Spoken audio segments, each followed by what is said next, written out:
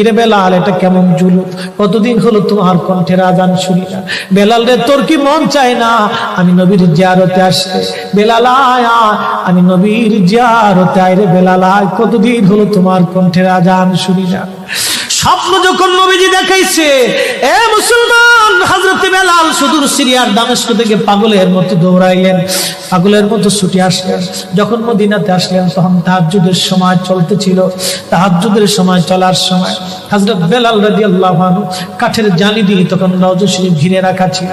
ওই জালির পাশে বসে বসে জালির সঙ্গে মাথা ঠেকাইয়া নবীর পাগল বসে বসে গুনগুন গুনগুন করে কাঁদে আর বলে, হুজুর আপনি আসতে বলেছিলেন, গোলাম এসে হাজির হয়েছে।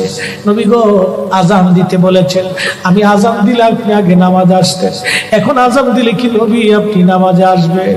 হুজুর এখন আজান দিলে কি আপনি নবী নামাজে আসবেন? নতুন মুয়াজ্জিন আসছে আজান দেওয়ার জন্য, এসে দেখে নবীর মুয়াজ্জিন বেলাল কাঁদে। ডাক দেখে মদিনাবাসী শুনছো, নবীর মুয়াজ্জিন ফিরে এসেছে, বেলাল আসছে, বেলাল ফিরে আসছে। এই কথা শোনার পরে সব সাহাবী ঘর থেকে বের হয়ে দৌড়ায় এসে দেখে বেলাল কাঁদে। সাহাবীরা বলে, বেলাল আজান দাও, কতদিন হলো তোমার কণ্ঠের আজান শুনি না। বেলাল আজান দাও, কতদিন হলো আজান শুনি না রে বেলাল। বেলাল বলে, সাহাবীরা রে, আমি আজান দিলে কি নবী নামাজ আসবে বলো? সালমান ফারসি রাদিয়াল্লাহু আনহু ডাক দেখে, সাহাবীরা আমাদের কথাই বেলাল আজান দিবে না, তোমরা যাও দেখো হাসান আর হুসাইন দুইজন ঘরের মধ্যে আছেন। ইমাম হাসান হুসাইন রাদিয়াল্লাহু আনহুমা যদি বলে তাহলে বেলাল অবশ্যই আজান দিবে। সালমান ফারসির পরামর্শে সাহাবীরা দৌড়ায় গেলেন। বর্তমান 7 নম্বর গেট বাবুস সালাম বরাবর একটা মসজিদ আছে, মসজিদে আলী। এটাই ছিল হযরত ফাতেমা রাদিয়াল্লাহু আনহার বাড়ি। এই বাড়িতে দৌড়ে যাওয়ার পরে ইমাম হাসান হুসাইন রাদিয়াল্লাহু আনহুমা দুইজনকে নিয়ে আসা হলো।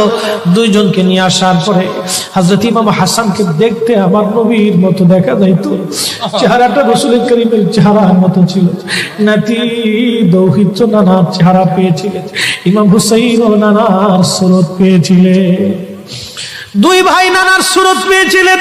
হযরত বেলাল রওজা শরীফ থেকে উঠে হযরতে হাসানের বুকের মধ্যে মাথা ঠেকায় কাঁদতেছে, ইমাম হুসাইনের বুকের মধ্যে মাথা ঠেকায় কাঁদে।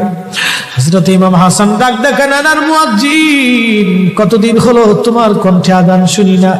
যে কণ্ঠ দিয়ে নানার আজান শুনাইতা, যাও গো ওই কণ্ঠ দিয়ে আমাদেরকে আজান শোনায়া যাও। যখন হযরতে বেলাল ইমাম হাসান এই কথা বললেন, হযরতে বেলাল দৌড়ায় গেলেন। যেই বনু নাজ্জার গোত্রের মহিলা সাহাবীর ছাদের উপরে দাঁড়ায় বেলাল আজান দিত। আবু দাউদের 519 নম্বর হাদিসের মধ্যে আসছে, প্রত্যেক ফজরের নামাজের শুভেচ্ছা আদিকের আগে বেলাল দাঁড়াইতেন। দাঁড়ায় আজানের আগে বলতেন, আল্লাহুম্মা ইন্নী আহমাদুকা ওয়া নাস্তাঈনুকা আলা কুরাইশিন ইউকিমুদ্দীনাক। প্রত্যেক ফজরের আজানের আগে এই দোয়াটা পড়ে বেলাল আজান শুরু করতেন। হযরত বেলাল রাদিয়াল্লাহু আনহু আজকে তাহাজ্জুদের আজান দিতে গেছে।